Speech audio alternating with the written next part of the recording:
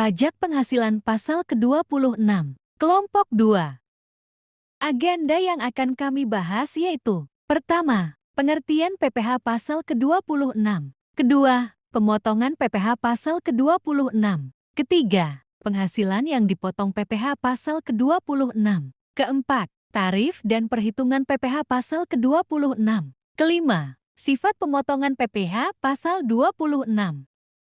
Menurut Undang-Undang Nomor 36 Tahun 2008, PPh Pasal 26 adalah pajak penghasilan yang dikenakan atas penghasilan yang diterima wajib pajak luar negeri dari Indonesia selain bentuk usaha tetap BAT di Indonesia. PPh Pasal 26 mengatur kebijakan mengenai pajak yang berhubungan dengan wajib pajak luar negeri, badan usaha yang melakukan transaksi pembayaran gaji, bunga, dividen, royalti dan sejenisnya kepada wajib pajak luar negeri diwajibkan untuk membayar PPh pasal ke-26. Terdapat pengecualian mengenai PPh yang dikenakan atas penghasilan yang diterima wajib pajak luar negeri dari Indonesia, yaitu tidak berlaku untuk yang bukan BAT di Indonesia. Menurut ketentuan PPh pasal 26, tarif umum yang dikenakan adalah 20% dan bisa berubah jika wajib pajak mengikuti tax treaty atau Persetujuan Penghindaran Pajak Berganda P3B, ZF 2020.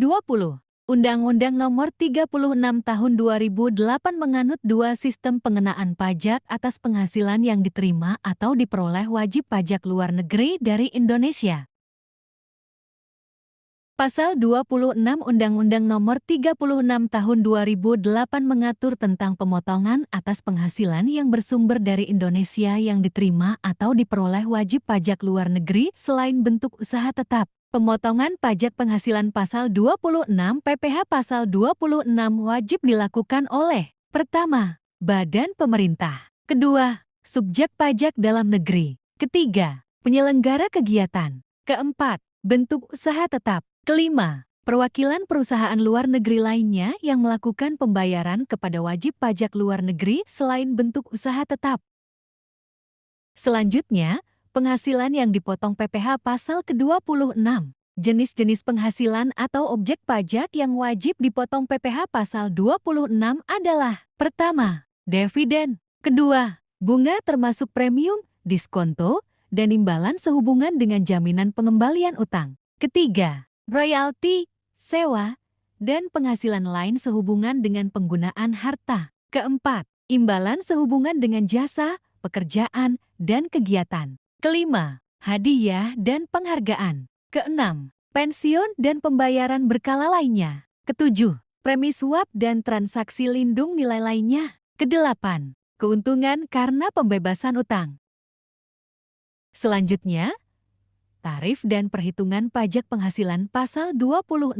Tarif yang dikenakan adalah 20% untuk setiap jenis penghasilan yang dikenakan Pasal 26 atau sesuai dengan Persetujuan Penghindaran Pajak Berganda P3B PPh antar negara atau tax treaty. Tarif 20% dikenakan dari dasar pengenaan pajak dengan ketentuan sebagai berikut. Pertama, tarif 20% dari penghasilan bruto. Kedua, tarif 20% dari penghasilan neto. Ketiga, tarif 20% dari penghasilan kena pajak setelah dikurangi pajak penghasilan. Selanjutnya, penghitungan PPh Pasal 26. Pertama, PPh Pasal 26 sama dengan 20% X penghasilan brut persen. Penghitungan tersebut diterapkan untuk penghasilan yang bersumber dari modal. Sesuai Peraturan Pemerintah Nomor Tahun 2007, pengenaan pajak penghasilan atas dividen yang dibayarkan kepada subjek pajak luar negeri sebesar 10%, atau tarif yang lebih rendah menurut penghindaran pajak berganda yang berlaku dalam hal terdapat penanaman modal di bidang-bidang usaha tertentu dan atau di daerah-daerah tertentu. Contoh perhitungan ke-1,1. Sel Novel adalah penerbit buku cerita fiksi pada bulan Februari 2023. Perusahaan membayarkan royalti sebesar Rp150 juta kepada Skysphere sebagai pengarang buku cerita fiksi Maleo Poro at Midnight. Skysphere adalah wajib pajak luar negeri. PPh Pasal 26 yang dipotong oleh Sel Novel adalah 20% dikali Rp150 juta sama dengan Rp30 juta. Contoh perhitungan ke-1,2. Gyu adalah atlet dari Korea. Dalam bulan Mei 2016, ia mengikuti perlombaan lari maraton di Indonesia dan merebut hadiah uang sebesar 20.000 US dollar. Kurs untuk 1 US dollar pada saat itu adalah 13.000 rupiah. PPh pasal 26 yang dipotong oleh penyelenggara kegiatan di Indonesia adalah 20% dikali 20.000 US dollar dikali 13.000 rupiah sama dengan 52 juta rupiah. Kedua, PPh pasal 26 sama dengan 20% dikali penghasilan neto. Penghasilan neto sama dengan perkiraan penghasilan neto dikali penghasilan bruto. Perhitungan tersebut diterapkan untuk A. Penghasilan dari penjualan harta di Indonesia. B. Premi asuransi dan resuasuransi yang dibayarkan kepada perusahaan asuransi luar negeri. Besarnya perkiraan penghasilan neto dihitung berdasarkan kondisi sebagai berikut. Pertama, untuk premi yang dibayar tertanggung kepada perusahaan asuransi di luar negeri, baik secara langsung maupun melalui pialang, besarnya perkiraan penghasilan neto adalah 50% dari jumlah premi yang dibayar penghasilan bruto sehingga PPh pasal 26 sama dengan 20% dikali penghasilan neto, sama dengan 20% dikali 50% dikali penghasilan bruto, sama dengan 10% dikali penghasilan bruto, sama dengan 10% dikali jumlah premi yang dibayar. Kedua, untuk premi yang dibayar perusahaan asuransi yang berkedudukan di Indonesia kepada perusahaan asuransi di luar negeri, baik secara langsung maupun melalui pialang adalah 10% dari jumlah premi yang dibayar penghasilan bruto sehingga PPh pasal 26 sama dengan 20% dikali penghasilan neto, sama dengan 20% dikali 10% dikali penghasilan bruto, sama dengan 2% dikali penghasilan bruto, sama dengan 2% dikali jumlah premi yang dibayar.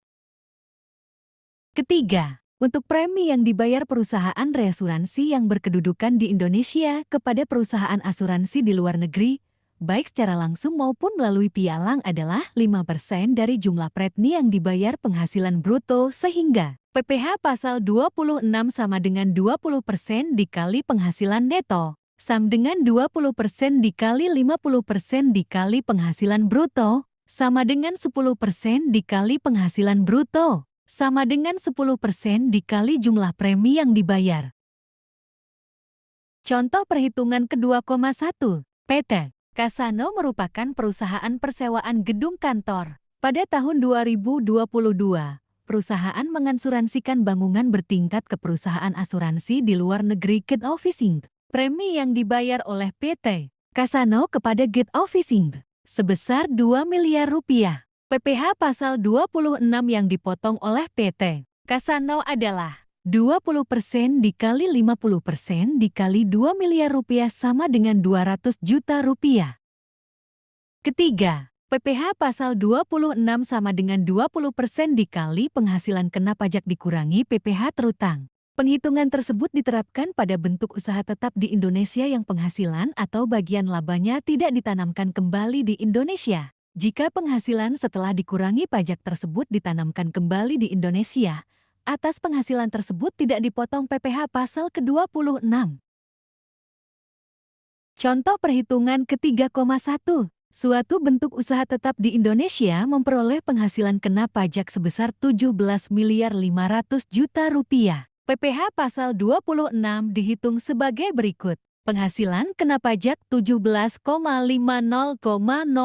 rupiah. PPh terutang 25% X rupiah. 17 miliar 500 juta 4,375,00 rupiah dikurangi penghasilan setelah dikurangi pajak 13,125,00